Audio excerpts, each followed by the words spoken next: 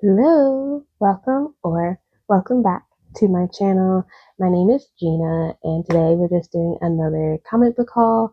Um, I had two pickups, and I decided to pick up three extra ones, so I had five for this week, and I read two of them already, so I can kind of review that a little bit, but the ones I had to pick up, Storm, Earth's Mightiest Mutant issue, is it four? Yeah, issue four, and Jubilee, Deadly Reunion. This is issue one. I also think it's a standalone. Um, this one I did read. And for my pickups, I mean, those were my pickups, but for my additional ones that I chose, I got She Spawn, issue one, written by the Gail Simone. I also got Poison Ivy, issue 44. This one's Bad Press. And then I got Red Roots, issue one, which feels kind of thick in comparison to like some of these other ones. So I'm not sure if like this is just um, maybe like 5 extra pages compared to the average length of a comic book. Singular issue, but I'm honestly not sure. So it could just feel that way, and it's not actually like that much thicker. Um, Anyways, I also read She Spawn. So let me do like a quick thing. So Jubilee, Deadly Reunion. I give this like maybe 3.5 stars.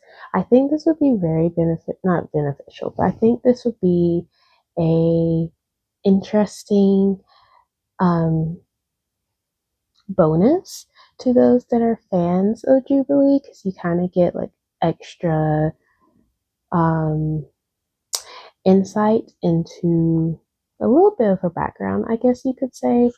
Um, a very small amount of her background. It doesn't really, like, you can't exactly tell what her powers are because she is a mutant. She's part of the X-Men. Um, like the newer generation of X-Men, not like the original generation. But I don't know. If you don't know anything about Jubilee, which I honestly didn't really know much about her, it's a good storyline, which is why I say it's above 3 stars. But I don't know anything about Jubilee to say it's higher than that. I don't think it's a good introduction into her, but you do kind of pick up her personality in it, but you don't really get to know what her powers exactly are. Like, it hints at it, but I wasn't able to truly figure it out. So just keep that in mind when you pick this up, if you pick it up. And then the other one I read was She Spawn. This one I'm also rating it like it's closer to 4 stars. I do like the storyline where it's going. Um, it's very, what's the word I'm looking for? Mm, Maybe kind of like not necessarily cutthroat, but it's not even that gory. But there is a lot of deaths that occur in this, which makes sense because it's She Spawn, and there's a lot of kind of humor in it because she's like, for some reason I'm called She Spawn. It's kind of like whatever, but I think this is actually a better introduction to what she does in comparison to like what Jubilee was. But you can definitely tell, not say where the story is going, but the ending to issue one is a good setup for the next issue. So I think that plays a really good role in this. And Gail Simone is really good at writing anyways. I also really appreciate like her script writing, her plots. So I think this will actually be a good pickup if you are in to something a little darker. Like if you want something light and fluffy, don't pick this up.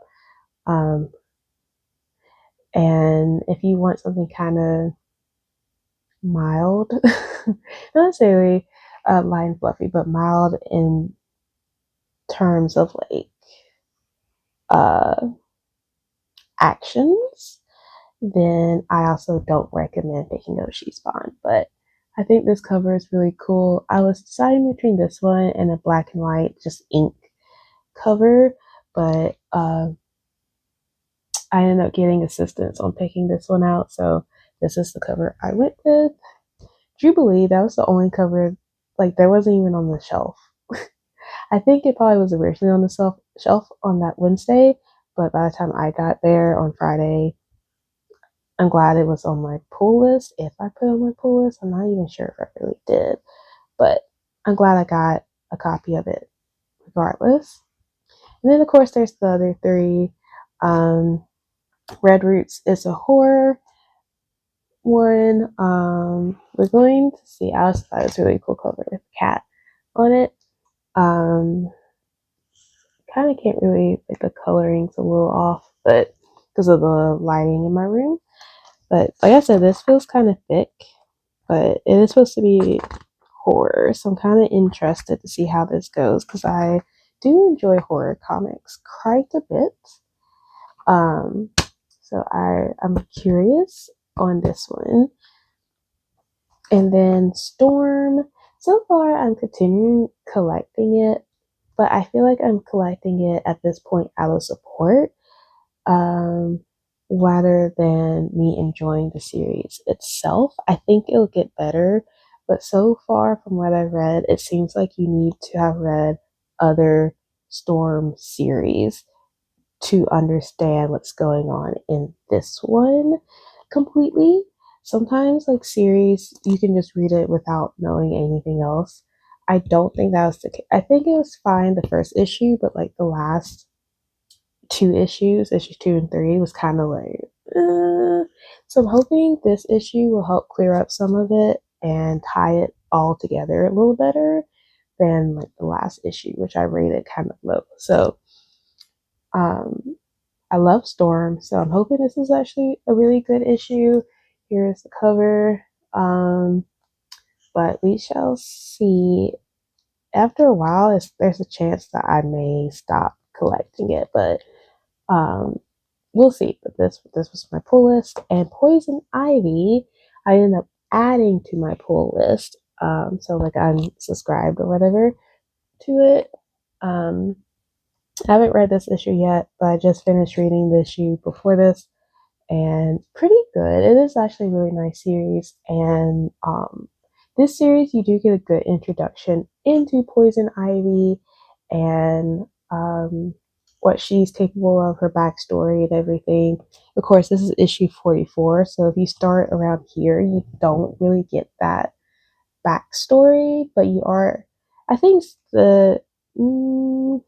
it's 2 issues before this. I think 42, where it starts a new section.